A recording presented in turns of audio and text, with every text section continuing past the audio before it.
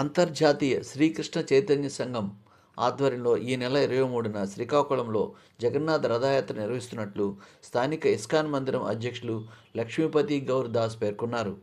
ఈ మేరకు శనివారం స్థానిక మందిరంలో మీడియా సమావేశం నిర్వహించి వివరాలను వెల్లడించారు.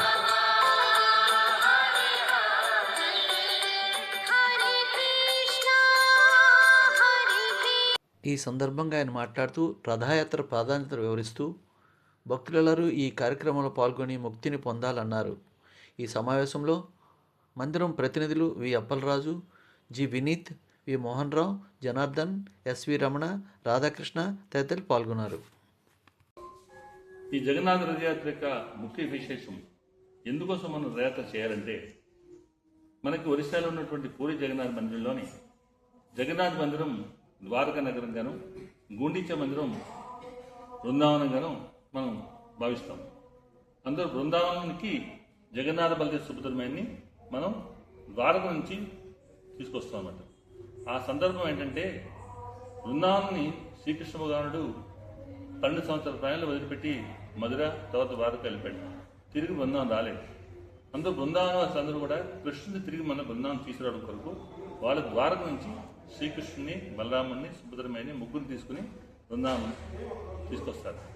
ఈ సందర్భాన్ని పురస్కరించుకుని భక్తులందరూ కూడా ఆ యొక్క బృందావనవాసులు ఏ విధంగా శ్రీకృష్ణు పట్ల ప్రేమభావాన్ని ప్రదర్శించారో అదే ప్రేమభావంతో మన భక్తులందరూ కూడా ఆ జగన్నాథుని ఊరేగింపు ద్వారా సకల ప్రజానీకానికి దర్శిస్తూ, ఆ దర్శన భాగ్యం ద్వారా ఎవరైతే ప్రజానీకం భగవంతుని దర్శనం చేసుకుంటారో ఆ దర్శనం చేసుకున్న వారందరూ కూడా భగవంతుని కృపను పొందుతారు. అంతేకాకుండా రథారూఢుడైన జగన్నాథుని దర్శనం చేసుకోవడం ద్వారా లేదా రథాన్ని లాగడం ద్వారా వాళ్ళకి మళ్ళీ ఈ భౌతిక ప్రపంచంలో జన్మను ఉండదు, శాశ్వతంగా భగవంతాన్ని చేరుకునే సదావకాశం వాళ్ళందరికీ భగవంతుడు కల్పిస్తారు.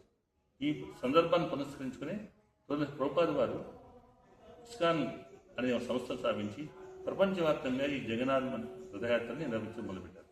ఆ విధంగా ప్రపంచం అంతా కూడా జగన్నాథ బలదేవ సుభద్రమయ్య రథయాత్రలు ఎంతో ఘనంగా ఇప్పటికీ జరుగుతున్నాయి, ఇంకా అయితే జరుగుతూ ఉంటాయి కదా.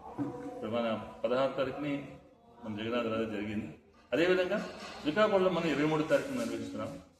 ఆ విధంగా 23వ తారీఖుని మన పూర్వప్రజలను కూడా విచ్చేసి ఆ జగన్నాథ రథాన్ని లాగి మీరు కూడా జగన్నాథ్ దర్శనం చేసుకుని ఆయన యొక్క కృపని పొంది ప్రసాదాలను స్వీకరించుకుని ఆ కార్యక్రమం విజయవంతం చేయవలసిందిగా కోరుతున్నాం. అంతేకాకుండా ఈ రథయాత్రలో మీరు మీ బంధువర్గాన్ని, ఇతర స్నేహితులందరూ కూడా దీన్ని పిలిపించి వాళ్ళు కూడా జగన్నాథ్ దర్శనం చేసుకుని జగన్నాథ్ ప్రసాదం తీసుకుని జగన్నాథ్ ఆశీస్సు తీసుకోవాలని కోరుకుంటున్నాం.